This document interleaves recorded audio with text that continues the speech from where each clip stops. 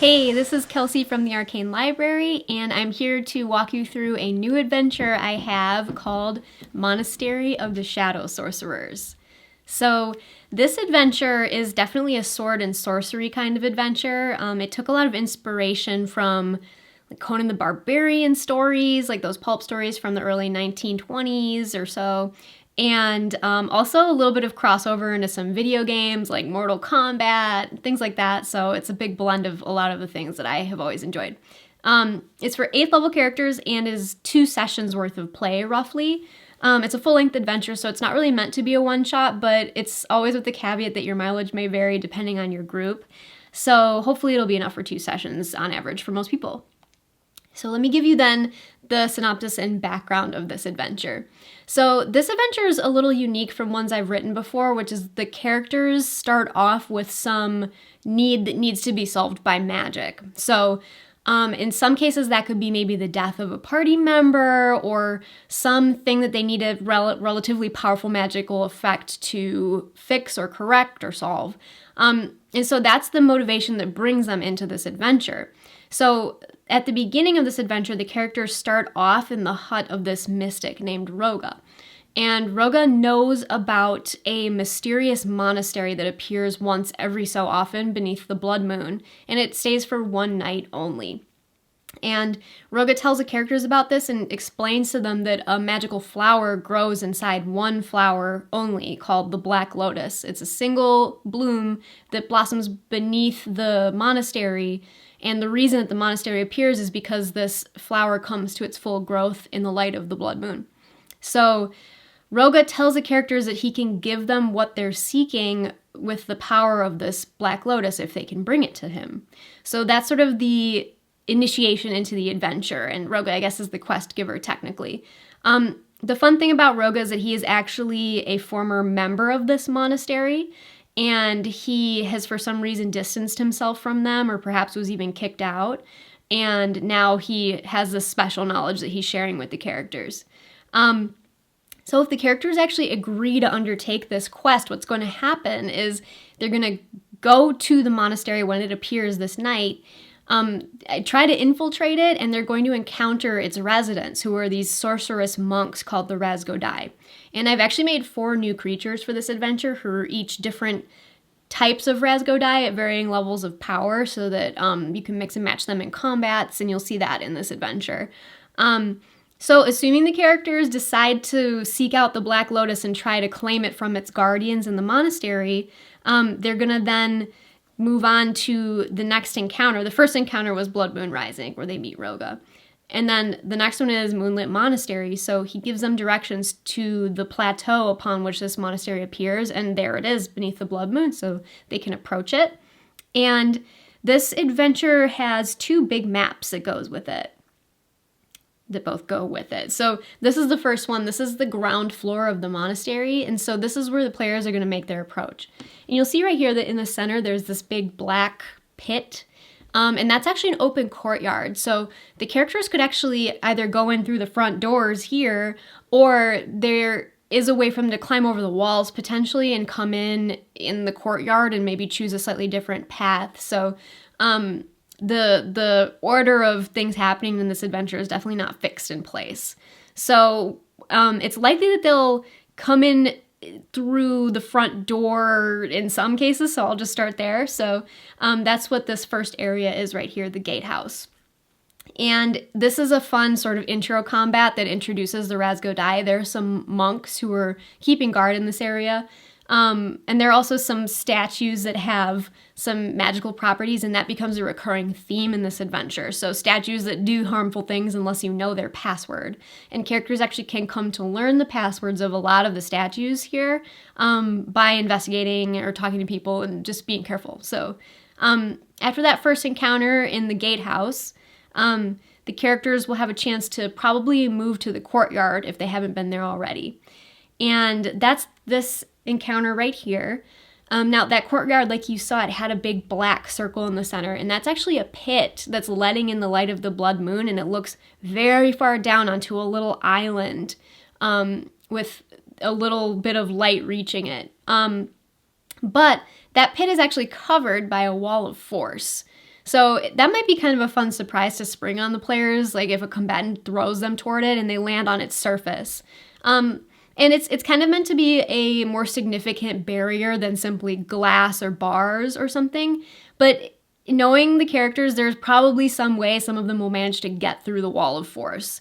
And if that happens, then totally cool. That's going to actually put whoever does that with the option to head down to what is technically the boss room, where they get to fight an evil spirit, possibly by themselves, depending on how they went through the wall of force. So, you know, again, the characters can move in any direction in this dungeon, so it might be interesting to see how that happens.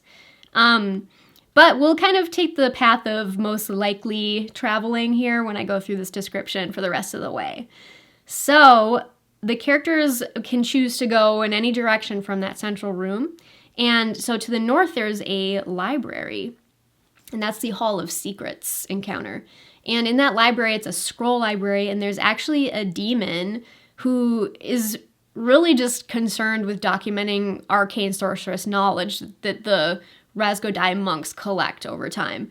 His name is Janu, and he is not necessarily hostile, but he's not super friendly to people who he doesn't recognize, so the characters will have a chance to talk with him and persuade him to share some information with them. And he loves secrets and secret knowledge, so that might be something they can use to try to win his favor. And if they decide to fight with him, he's not going to probably stick around long to fight, but that might end up being what happens. So after the library, there are other rooms the characters could visit. To the south, there's actually, I will show you on the map here, right here, there's a meditation chamber with a secret room attached to it. So when the characters first enter it, they're not going to see much going on, but there's actually a Razgodai demon blade watching them through this small pattern of holes that create a design in the wall. And she's probably the most powerful Razgodai sorcerer in the entire complex. Her name is Amara, and she is sort of just going to watch the characters unless they discover her, and the characters have a chance to possibly ally with her because she is upset about a plan that's currently being enacted by the Razgodai. So most of them are hoping to use this black lotus flower that's been growing in their monastery to revive their dead leader named Manazusa. And Amara doesn't like Manazusa, and she doesn't want this to happen. So if the characters take the time to talk with her, they might be able to ally with her and help pull some of the other Razgodai who are loyal to her away from future combats and make those fights easier, as well as avoid an outright fight with her. But then again, they might choose to fight with her, and that's also a possibility. She has a really cool sword attack that causes levels of exhaustion. That's like the Demon Blade's special ability, so she's a very dangerous combatant. So whatever happens with Amara, that may come back to haunt them later. So the characters could then move deeper into the complex. If they move towards the east, it's going to take them to the Path of Demons. So there is a gatehouse room that has some guardian statues that can fling curses down at the characters. And that's in this area. And then as the characters move into these rooms at the back of the monastery, there's a training hall full of a bunch of these monks who are currently going through some drills and training. And walking into that would be pretty bad. That could be a big combat. And there's also this really cool demon statue that has 6 arms and it's holding cages. And if a character is in the statue's line of sight and then moves out of its line of sight without saying its password, they have a chance of getting teleported into one of its cages. So that has the potential to make a very dynamic combat between these two rooms right here, where this statue is looking into this room and there's the possibility of line of sight being broken. So the very last room I'll mention quick is a room that has some of the Razgodai's treasures, and in there the characters could find the weapon that Manazusa used to use. It's a special whip with some special properties to it. So after that, in this final room, there is an altar that has a hidden set of stairs beneath it, which leads to this section of beneath the monastery. And now these are sort of some trials down here. So if somebody were to want to reach the Black Lotus here, they would have to get through some or all of these trials in order to get to a door that leads to this room. So these are really fun. After Training Hall, we've got this room of trials, Mirror, Fire, Shadow. And we have a trial of the Mirror, which is the path to the north. And if the characters, well, is it north? I guess it depends on which way you're turning the map. But it's a series of long hallways with these demon statues in them with mirrors. And the whole goal is to get through here without encountering too many of the statues, because a character who becomes reflected in one of these mirrors, a sort of shadowy version of themselves steps out and fights against the party. And then the next one, the Trial of Fire, is the characters have to somehow get across these platforms with this lava floor while the statue is shooting firebolts at them. So it's kind of a straightforward one. And then the final one is the Trial of Shadow. So there are these two statues that are overlooking these two rooms that are covered in magical darkness. And then in the floor there are pit traps, spiked pit traps. So the characters have to figure out how to blindly negotiate this room or somehow use magic to overcome the darkness in here. And there's some clever ways that they can actually deactivate these statues. So that'll give characters who like to explore and poke around a chance to potentially make this room a little bit easier. And then finally, if they get through a trial and manage to reach the final room, that's the Bloodstained Bloom. So this is where the Black Lotus flower grows. And what's going on in this room, first of all, the spirit of Manazusa, the former leader of the Razgodai, is still floating around in this room because he was a little too angry to depart for the afterlife, and he's really excited to potentially be reborn, so he's still floating around malevolently. So Manazusa's spirit, which is a new creature I created, will attack people trying to tamper with the Black Lotus. And also the Black Lotus actually has an anti-life barrier around it conjured by Manazusa. So it's very similar to some spells from 5e that prevent living matter from moving through something. And it's going to require the characters to get creative with how they actually get the Black Lotus out of the ground and pull it through that sort of anti-life barrier. So while they're doing this, there's some water in the floor and some spirit demons are going to be trying to pull them down in the water. So it's going to be a pretty lively last encounter, but hopefully the characters triumph and are able to get the Black Lotus and escape with their lives. And so after that point, then we would move on to the aftermath. Now, there's a chance that if they made Amara mad or betray her in some way, that she's waiting for them when they get back upstairs.